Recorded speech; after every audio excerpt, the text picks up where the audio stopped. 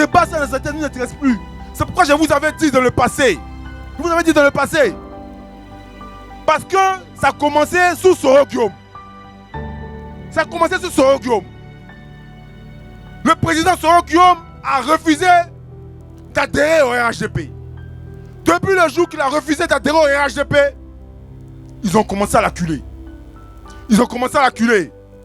Parce qu'au jour d'aujourd'hui, là, ils n'ont qu'à prouver qu'est-ce que Soro Guillaume a fait. Pour qu'il soit condamné à perpétuité, il a fait quoi?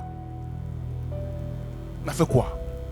Mais nous les Ivoiriens, quand il y a un problème qui ne nous touche pas, on pense que c'est le problème de l'autre. Lorsque tu acceptes l'injustice, c'est ce qui fait que l'adversaire continue toujours à prospérer dans l'injustice. Après Soro Guillaume, ils sont tombés sur Gbagbo Laurent. Quand ils ont vu que la justice internationale a libéré Gbagbo Laurent, a quitté Gbagbo Laurent, ils sont venus rapidement en Côte d'Ivoire et ils ont jugé Gbagbo Laurent et ils l'ont condamné à 20 ans de prison. Ils ont pris Blé Goudé, ils l'ont condamné à 20 ans de prison. Quand Gbagbo Laurent a commencé à faire du bruit un peu, le président Ouattara est venu et puis dit je donne la grâce à Gbagbo Laurent. Tout en sachant que la grâce là ne peut pas permettre à Gbagbo Laurent d'être sur la liste électorale. Parce que ce qui va permettre à Gbagbo Laurent d'être sur la liste électorale, c'est une amnistie. Mais grave, c'est que Gbagbo Laurent a été condamné à 20 ans de prison en même temps que Koné Katina et puis Dalo Désiré. Ils ont été condamnés et Gbagbo Laurent était comme le co-accusé. Il n'était même pas même l'accusé principal. Mais avec Akengbo aussi 20 ans.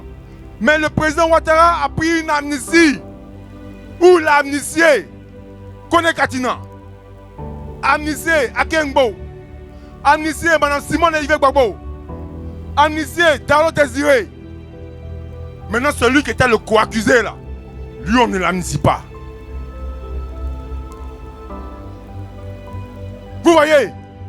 Mais à partir du moment où on dit que c'est le problème de Gbagbo Laurent, il y a d'autres Ivoiriens qui sont restés et puis ils ont resté regarder. Ah, ça c'est le problème de Gbagbo, il n'a qu'à régler lui-même. Et dans la vie là, quand quelqu'un subit une injustice et que tu ne combats pas l'injustice, le jour où tu vas être victime de ton injustice, personne ne va réagir. C'est pourquoi très tôt, je vous ai demandé de vous approprier de ce problème-là. Pour que nous puissions nous battre, que Gbagbo Laurent, Soro Guillaume, Blé Goudé soient tous inscrits sur la liste électorale. Aujourd'hui, ils sont venus attaquer le PDCI-RDA. Mais je vous le dis aujourd'hui, si le peuple ivoirien ne se lève pas pour affronter le RDR, moi je peux vous le dire, dans les jours qui viennent, ils viendront dire que la Côte d'Ivoire est le royaume de Ouattara. Et qu'il n'y a plus de république ici en Côte d'Ivoire, il y a un roi. Et ce roi, il s'appelle Alassane Ouattara. Et quand ils vont annoncer ça, on sera là encore en train de réfléchir.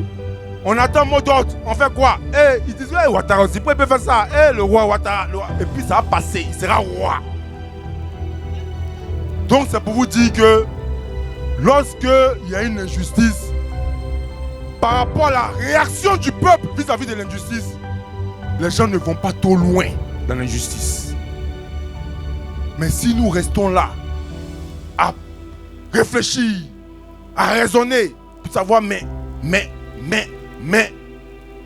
ils vont atteindre nos objectifs. Et ils vont faire en sorte que Ouattara soit roi.